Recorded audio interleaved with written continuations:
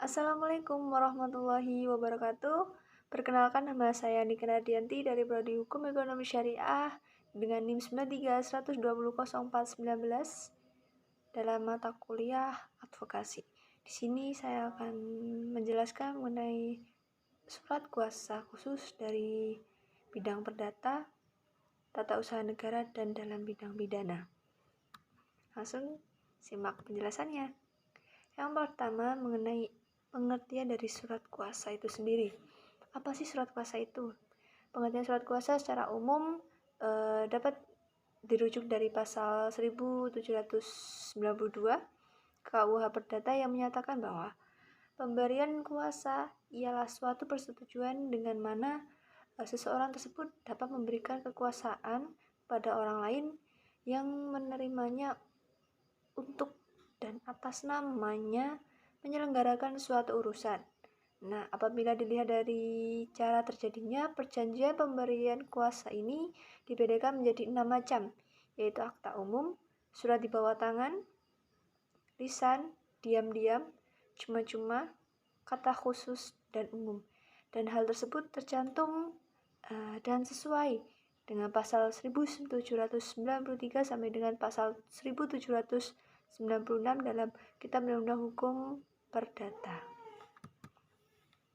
Yang selanjutnya yang B, yakni sifat pemberian kuasa.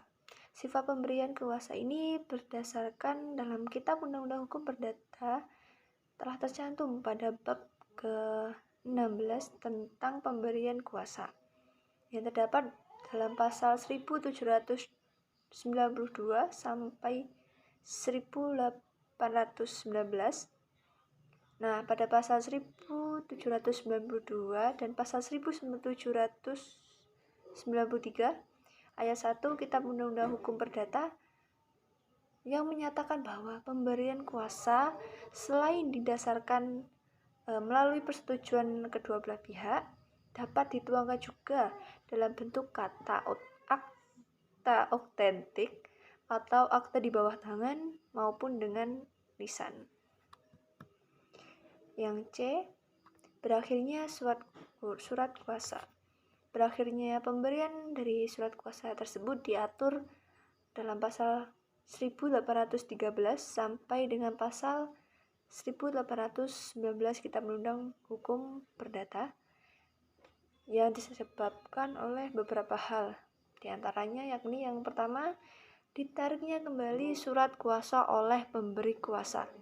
Yang kedua, pemberitahuan pemberhentian kuasa oleh penerima kuasa. Yang ketiga, pemberi kuasa atau penerima kuasa telah meninggal dunia di bawah pengampuan atau dalam keadaan pailit. Yang keempat, bila yang memberikan kuasa adalah perempuan dan melakukan suatu hubungan perkawinan. Yang selanjutnya yang D, dapat disepakati sebagai kuasa yang mutlak. Yang pertama ada pemberi kuasa itu tidak dapat mencabut kembali kuasanya yang diberikan kepada penerima kuasa. Yang B, peninggalnya pemberi kuasa ini tidak mengakhiri suatu perjanjian dari pemberian kuasa tersebut. Nah, selanjutnya yaitu E, jenis-jenis surat kuasa. Yang pertama itu ada surat kuasa umum atau pribadi. Surat kuasa ini bertujuan untuk memberikan kuasa kepada seseorang untuk mengurus kepentingan pemberi kuasa tersebut. Yang dibedakan juga menjadi 3. Yang A, melakukan tindakan pengurusan harta kekayaan si pemberi kuasa. Yang kedua, ada pengurusan itu meliputi segala sesuatu yang berhubungan dan kepentingan pemberi kuasa atas harta kekayaannya. Yang ketiga atau yang C, dengan demikian titik berat dari kuasa umum tersebut hanya meliputi perbuatan atau tindakan pengurusan kepentingan pemberi kuasa. Yang kedua, ada surat kuasa khusus. Sesuai dengan pasal 1795 Kitab Undang-Undang Hukum Perdata yang menjelaskan bahwa pemberian kuasa dapat dilakukan secara khusus, yaitu hanya mengenai suatu kepentingan tertentu atau lebih. Bentuk inilah yang menjadi landasan pemberian kuasa untuk bertindak di depan pengadilan mewakili kepentingan si pemberi kuasa sebagai hak prinsipal. Yang harus dimuat dalam surat kuasa khusus ini ada beberapa hal, yakni identitas. Yang pertama, identitas pemberi dan penerima kuasa sama seperti nama, umur, pekerjaan, dan tempat tinggal.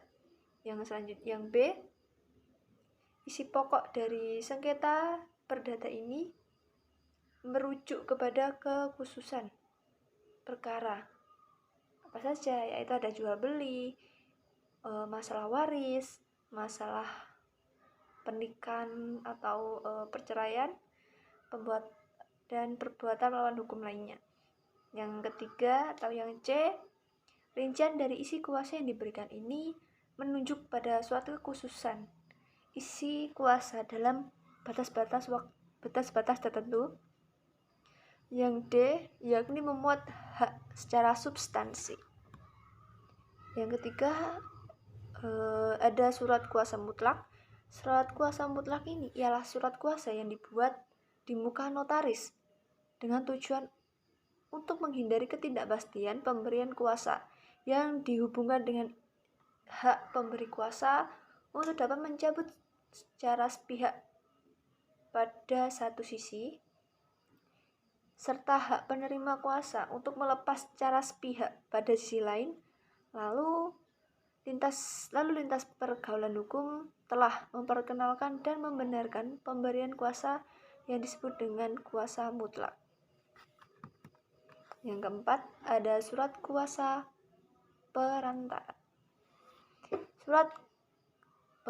Surat kuasa perantara ini disebut juga dengan agent, yakni yang berdasarkan pada pasal 1792 Kitab Undang-Undang Hukum Perdata dan pasal 62 Kitab Undang-Undang Hukum Dagang yang dikenal dengan agen perdagangan atau commercial agency atau juga disebut dengan makelar. Dalam hal ini, pemberi kuasa sebagai prinsipal memberi perintah kepada pihak kedua dalam kedudukannya sebagai agen atau perwakilan untuk melakukan perbuatan hukum tertentu dengan pihak ketiga. Yang selanjutnya ada surat kuasa insidentil. Pemberian kuasa insidentil yakni pemberian kuasa kepada seseorang yang masih memiliki hubungan keluarga sedarah atau semenda atau sampai derajat ketiga dengan prinsipal untuk beracara di pengadilan setelah mendapatkan izin dari ketua pengadilan tempat penerima kuasa akan melakukan acara. Yang keenam, ada surat kuasa istimewa. Surat kuasa ini mengatur perihal pemberian surat kuasa istimewa dengan syarat-syarat yang harus dipenuhi agar surat tersebut sah secara hukum, yakni ada 2, bersifat limitatif dan harus berbentuk secara akta otentik atau akta yang dibuat oleh notaris. Yang F, kewajiban pemberi dan penerima surat kuasa. Yang pertama itu ada kewajiban pemberi kuasa, yakni pemberi kuasa wajib memenuhi setiap perikatan yang dibuat oleh penerima kuasa sesuai dengan hal-hal yang dikuasakan. Pemberi kuasa ini tidak terikat dengan apa yang dilakukan penerima kuasa di luar hal-hal yang dikuasakan kepadanya. Yang kedua, ada kewajiban penerima kuasa pada pasal 1806 Kitab Undang-Undang Hukum Perdata yang menyatakan bahwa penerima kuasa yang telah memberitahukan mengenai kuasanya tersebut bahwa ia telah mengadakan suatu persetujuan dalam kedudukan sebagai penerima kuasa tidak bertanggung jawab atas apa yang terjadi di luar kuasa yang diberikan kepadanya, kecuali penerima kuasa tersebut secara pribadi mengikatkan dirinya untuk bertanggung jawab atas apa yang telah dikuasakan sebelumnya. Terima kasih. Sekian penjelasan dari saya. Saya dari kelompok 1 mengucapkan terima kasih. Mohon maaf jika dari penjelasan saya ada yang kurang tepat, tidak sesuai. Saya mohon maaf karena manusia sejatinya tempatnya salah. Saya mohon maaf. Terima kasih. Wassalamualaikum warahmatullahi wabarakatuh.